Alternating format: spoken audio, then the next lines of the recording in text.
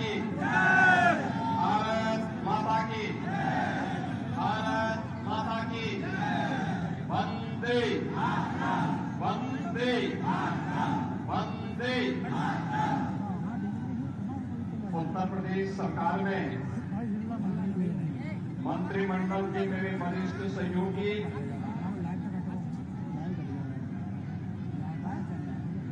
लोक निर्माण विभाग के मंत्री और पीलीभीत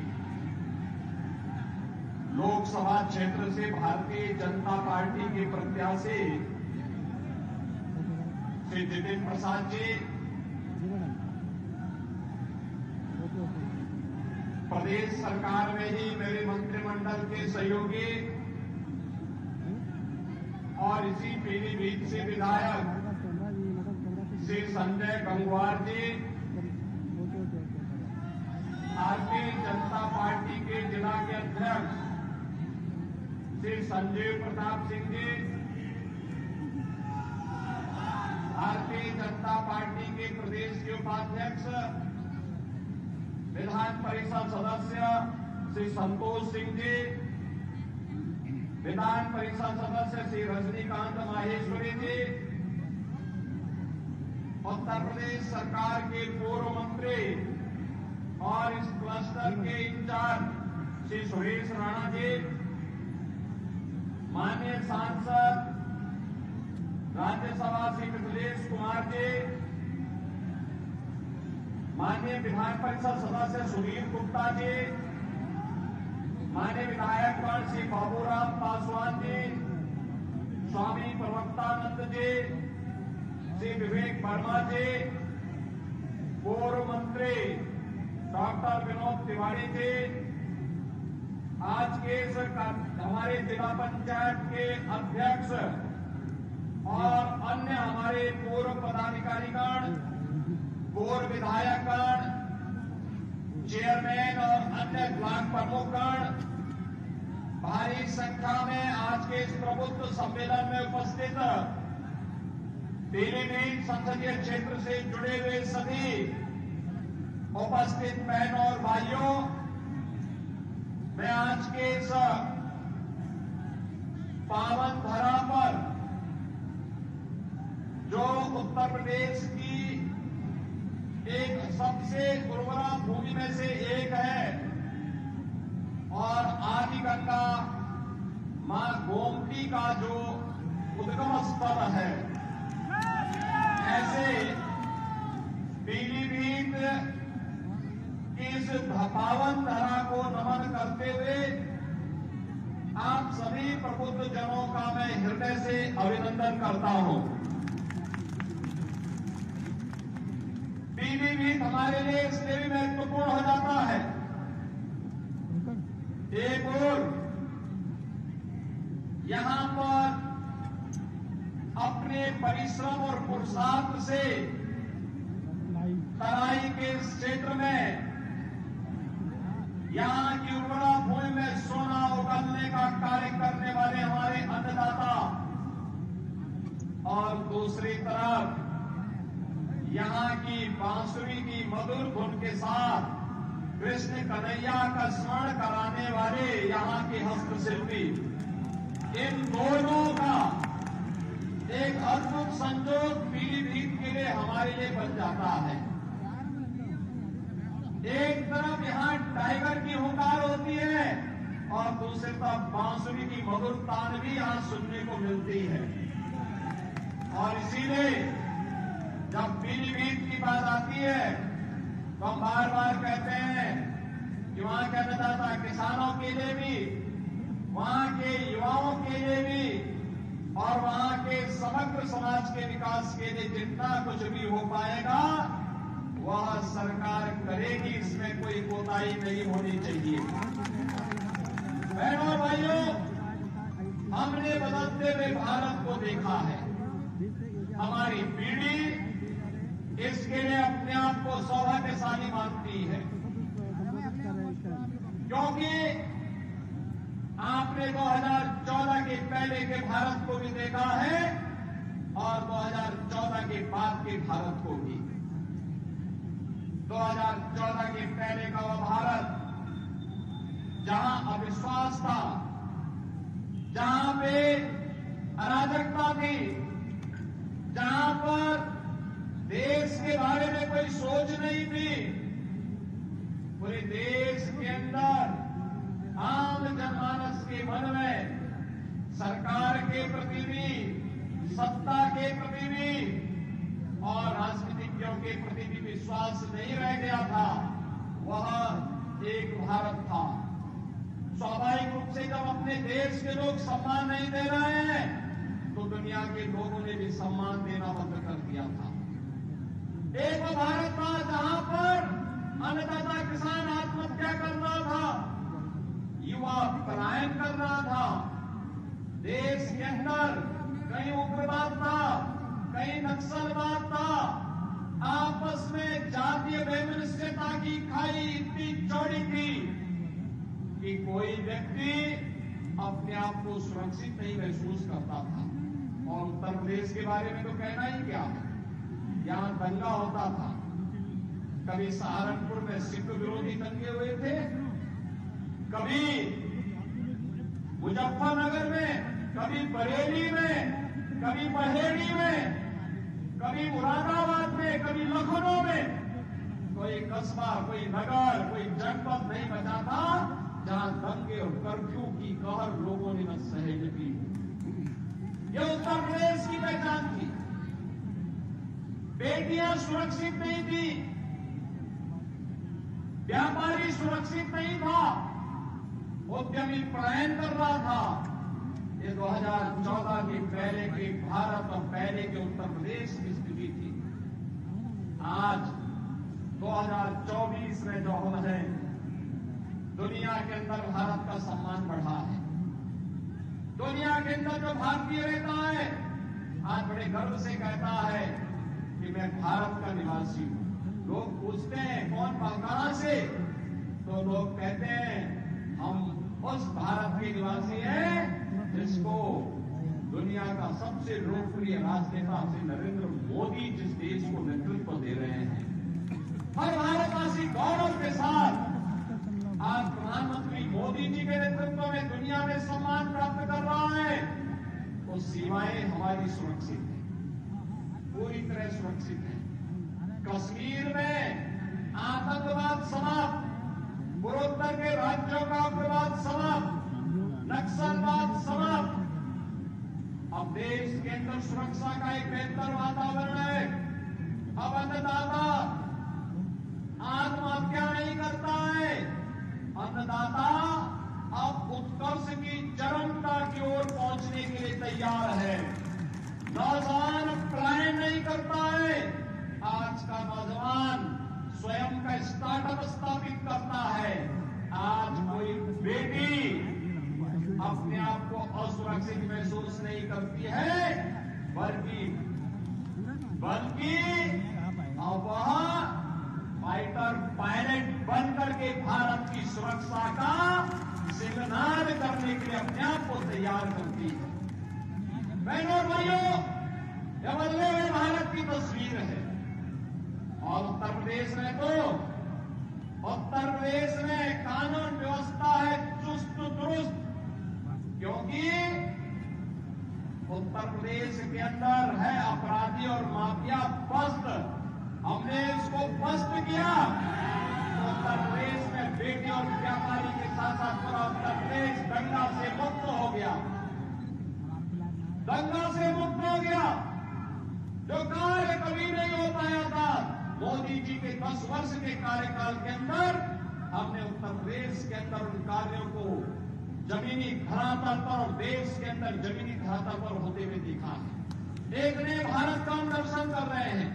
एक ऐसा भारत जिसमें सुरक्षा भी है तो समृद्धि भी है, जिसमें नौजवान के लिए आजीविका है तो आम जन की आस्था के लिए सम्मान भी है, जहां पर कर्फ्यू तो पूरी तरह बंद हुआ है, लेकिन कावड़ यात्रा धूमधाम से ले जाने की तैयारी भी चल रही है।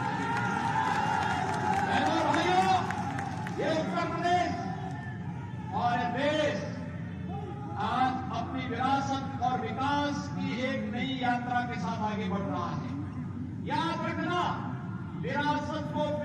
विकसित करके कोई देश एक लंबी यात्रा आगे तय नहीं कर सकता।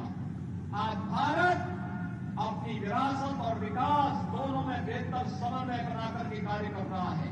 आज उसी का परिणाम है, हाईवे बन रहे हैं, रेलवे की बेहतर कनेक्टिविटी हो रही है, मेट्रो लाइन बिछाए जा रहे हैं, IIT, IIM, IIT, एम्स जैसे संस्थान बन रहे हैं। One district one medical college के लक्ष्य को प्राप्त किया जा रहा है। आपका पीलीभीत जनपद में तो one district one medical college के कारण आज मेडिकल कॉलेज प्राप्त किया है। बहनों और भाइयों, पीलीभीत में मेडिकल कॉलेज हो, ये सपना था, लेकिन आज ये सपना साकार हुआ। मैं आपको बधाई देता हूं और इसका श्रेय हमारे मंच में बैठे हुए जनप्रतिनिधियों का जाता है, जिन्होंने लगातार प्रयास किया। आज यहाँ पे सड़क के लिए जो भी प्रस्ताव श्री जितेंद्र प्रसाद जी के सामने आए थे, पुल और सड़क के सारे प्रस्तावों को इन्होंने यहाँ पे पूरी तरह स्वीकृत करके विकास की नई धारा के साथ पीलीभीत को आगे बढ़ाने का कार्य किया। और यही नहीं, जहां यहाँ पर्यटकों के लिए इको टूरिज्म के बेहतरीन डेस्टिनेशन के लिए पीलीभीत को आगे बढ़ाने का कार्य सरकार कर रही है। चौका में पिछले दिनों में स्वयं ही आया था, वहीं साथ ही साथ यह भी सुनिश्चित किया गया कि वन्य जीव और मानव के संघर्ष को रोकने के लिए जिन किसानों की जमीन जंगल के बीच में पड़ रही है, वहां पर हम इलेक्ट्रिक फेंसिंग की कार्रवाई करते हुए जंगली जानवरों से किसानों को बचाने के लिए व्यवस्था भी करेंगे। और अगर जनहानि होती है तो इसे आपदा की श्रेणी में लेकर के उन अन्नदाता किसानों के लिए मुआवजे और कंपनसेशन की व्यवस्था भी करेंगे। हमारी सरकार उसको कर चुकी है, लागू कर चुकी है। बहनों और भाइयों, आज अन्नदाता किसान के लिए प्रधानमंत्री फसल बीमा योजना से लेकर के प्रधानमंत्री किसान सम्मान निधि तक ये योजनाएं उनके स्वागत के लिए सदैव तैयार रहती है। आज नौजवान के लिए स्टार्टअप और स्टैंडअप से लेकर के उसकी आजीविका और निवेश के माध्यम से लाखों नौकरी और रोजगार की संभावना उसके स्वागत के लिए तैयार बैठी हुई है। आज बेटी के जन्म लेने से लेकर के उसके शादी ब्याह तक के योग्य बनने तक उसके लिए मुख्यमंत्री कन्या सुमंगला योजना, प्रधानमंत्री मातृ वंदना योजना, बेटी बचाओ बेटी पढ़ाओ जैसी योजनाएं और तमाम ऐसी योजनाएं हैं, मुख्यमंत्री सामूहिक विवाह की योजनाएं, तमाम ऐसी योजनाएं हैं जो उनके लिए पूरी तरह उनकी सुरक्षा के लिए तैयार बैठी हुई है। हमने व्यापारी को व्यापारी कल्याण बोर्ड के माध्यम से 10 लाख रुपए की सुरक्षा बीमा का कवर किया है, तो MSME उद्यमी को भी हमने 5 लाख रुपए की सुरक्षा बीमा का कवर उपलब्ध करवाया है। और यही नहीं, हमने निजी क्षेत्र में भी औद्योगिक पार्क विकसित करने के लिए प्लेस योजना को आगे बढ़ाने का कार्य किया है, जिसका लाभ आपका पीलीभीत जनपद भी ले रहा है। बहनों और भाइयों, एक तरफ सरकार के द्वारा बनाया गया बोर्ड उत्तर प्रदेश को आज देश का रेवेन्यू सरप्लस स्टेट के रूप में स्थापित करता है, वहीं प्रधानमंत्री मोदी जी के नेतृत्व में भारत दुनिया की सबसे बड़ी अर्थव्यवस्था के रूप में स्थापित होते हुए आगे बढ़ रहा है। आपने देखा होगा जब 2014 में मोदी जी ने देश की बागडोर संभाली थी, तो बहनों और भाइयों, उस समय भारत दुनिया का 11वीं अर्थव्यवस्था के रूप में जाना जाता था। भारत उस समय एक पिछड़ू देश के रूप में जाना जाता था, और मोदी जी के नेतृत्व में दुनिया की प्रतिस्पर्धा में आगे बढ़ते हुए आज भारत दुनिया का 5वीं बड़ी अर्थव्यवस्था है। और इसीलिए हम लोग आए हैं, मोदी जी को तीसरा कार्यकाल दीजिए। मात्र 3 वर्ष में ही भारत दुनिया की तीसरी बड़ी अर्थव्यवस्था के रूप में स्थापित होगा। तीसरी बड़ी अर्थव्यवस्था का मतलब हर नौजवान के हाथ को कार्य होगा, हर बेटी और व्यापारी सुरक्षा के एक माहौल में स्वावलंबन के मार्ग को अग्रसर करते हुए देश को नेतृत्व देगी। अन्नदाता किसान कई गुना आमदनी के साथ कार्य करते हुए देश के विकास में अपनी भूमिका का निर्वहन करेगा। और इन सब कार्यों की दृष्टि से आज हम सब आपके बीच में आए हैं। ये जो चुनाव चल रहे हैं, यह चुनाव बहनों और भाइयों केवल चुनाव नहीं है, ये चुनाव तो फैमिली फर्स्ट बनाम नेशन फर्स्ट के बीच में होने जा रहा है। याद करिए, सपा हो या कांग्रेस, उनकी ओर से उस पार्टी का अध्यक्ष केवल एक खानदान का ही व्यक्ति हो सकता है। और यहां पे मोदी जी के बारे में जब चर्चा करते हैं, एक सामान्य गरीब परिवार से निकल करके पूरा जीवन देश के लिए समर्पित करते हुए उनके लिए 140 करोड़ का भारत ही उनका परिवार है। ये मोदी जी के कारण आज भारत के बारे में दृष्टिकोण बन रहा है। और इसीलिए जब एक चुनाव की बात आ रही है तो फैमिली फर्स्ट बनाम नेशन फर्स्ट, हमने परिवारवादियों को वोट देना है या देश के बारे में सोचने वाले लोगों को वोट देना है। और देश के बारे में सोच को अगर आगे बढ़ाते हैं तो ऐसे सुरक्षित और खुशहाल माहौल में आगे बढ़ने का एक अवसर हमें प्राप्त होता है। ये चुनाव माफिया राज बनाम कानून के राज में चुनाव है। सपा, कांग्रेस, बसपा के लोग आएंगे तो फिर माफिया राज भी साथ लेके आएंगे। और भारतीय जनता पार्टी कानून के राज में विश्वास करती है, कानून के राज को स्थापित करने में विश्वास करती है और उसको प्रभावी ढंग से लागू करती है। ये चुनाव भ्रष्टाचार बनाम जीरो टॉलरेंस पर चुनाव हो रहा है। भ्रष्टाचारी गरीब का ऐसे हड़पते रहेंगे, गरीब का हिस्सा ऐसे हड़पते रहेंगे कि और भ्रष्टाचारियों के स्थान जेल में होनी चाहिए। ये तय करने के लिए इस प्रकार की इच्छा शक्ति की सरकार चाहिए और यह कार्य भारतीय जनता पार्टी के नेतृत्व में ही होगा। ये चुनाव तुष्टीकरण बनाम सबका साथ और सबके विकास का चुनाव होगा। तुष्टीकरण जातिवाद मजहब के आधार पर जिस प्रकार का भेदभाव होता था, चेहरा देखकर के योजनाओं का लाभ दिया जाता था, लेकिन भारतीय जनता पार्टी ने मोदी जी के नेतृत्व में भारतीय जनता पार्टी की सरकार ने सबका साथ और सबके विकास के माध्यम से हर व्यक्ति को अपने साथ जोड़ने का काम किया है। योजना का लाभ सबको, सुरक्षा सबको, गरीब कल्याणकारी योजनाओं का लाभ सबको, लेकिन तुष्टीकरण किसी का नहीं। और भाइयों बहनों, ये चुनाव स्वार्थ के परिवार और मोदी के परिवार के बीच भी है।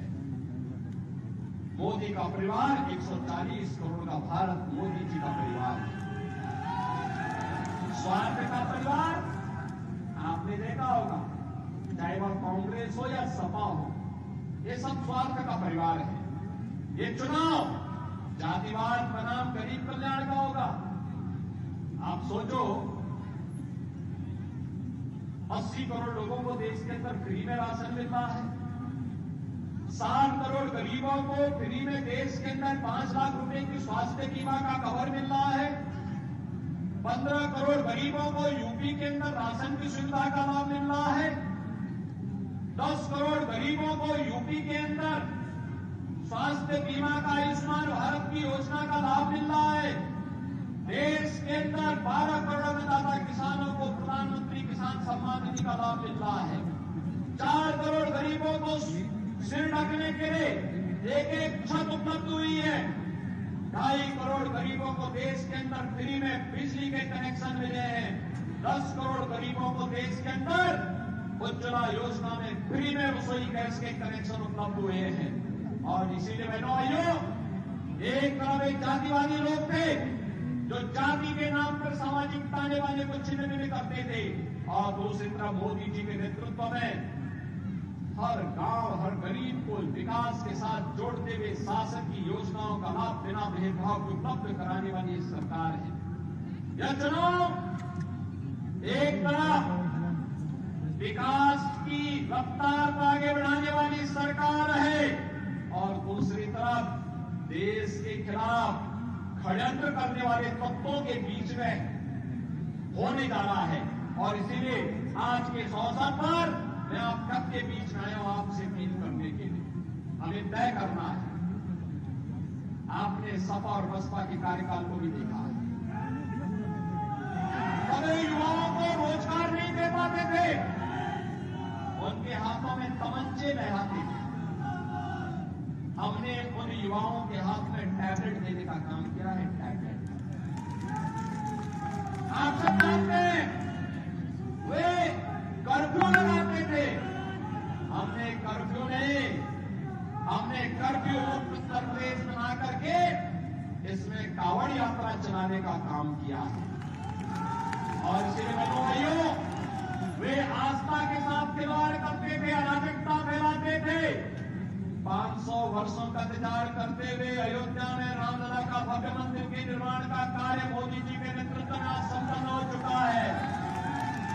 जो कार्य कभी नहीं हुआ, मोदी जी के नेतृत्व में भारत उन कार्यों को आगे बढ़ाते हुए तेजी के साथ दुनिया के अंदर एक नए स्थान को अग्रसर करते हुए आगे बढ़ रहा है। और आज इसीलिए हम सब आए हैं आपके पास कहने के लिए कि मोदी जी की गारंटी के कारण ये सब संभव हो पाया है। बहनों भाइयों, मोदी की गारंटी का मतलब देश के अंदर 12 करोड़ किसानों को प्रधानमंत्री किसान सम्मान निधि की सौगात।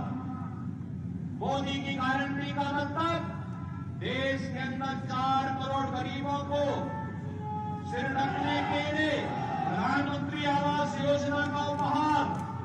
मोदी की गारंटी का मतलब देश के अंदर 10 करोड़ गरीब महिलाओं के लिए प्रधानमंत्री उज्ज्वला योजना में रसोई गैस के कनेक्शन की सौगात। मोदी की गारंटी का मतलब 12 करोड़ गरीबों के घर में एक शौचालय की सौगात। मोदी की गारंटी का मतलब देश के अंदर 80 करोड़ गरीबों को फ्री में राशन का उपहार। मोदी की गारंटी का मतलब 60 करोड़ देशवासियों को फ्री में 5 लाख रुपए की स्वास्थ्य बीमा का कवर। और इसलिए हम सबको तय करना है, हमें इस देश के अंदर फिर से सुरक्षा देने वाली, देश को समृद्धि की नई ऊंचाई तक पहुंचाने वाली, देश के अंदर बिना भेदभाव के गरीब कल्याणकारी योजनाओं को सबका साथ और सबके विकास के भाव के साथ प्रभावी ढंग से लागू करने वाली ऐसे ही सरकार चाहिए। और इसलिए देश के अंदर आवाज आ रही है, एक ही आवाज है। बड़े फैसले कर रहे हैं इंतजार, फिर एक बार,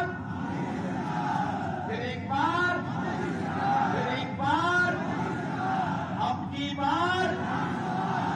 की बार। और इसलिए बहनों और भाइयों, मैं आप सभी प्रबुद्ध जनों के पास आया हूं। हमने आपको एक ऐसा प्रत्याशी दिया है जो प्रदेश सरकार में एक बड़े मंत्रालय का संचालन कर रहे हैं, जिनके पास विकास के कार्यक्रमों को आगे बढ़ाने का एक विजन है, जो सहज है, सरल है और पीलीभीत वासियों के लिए अपरिचित नहीं है।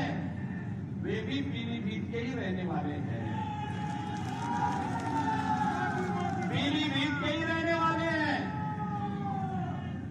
और आप कभी भी उनके यहां जा सकते हैं।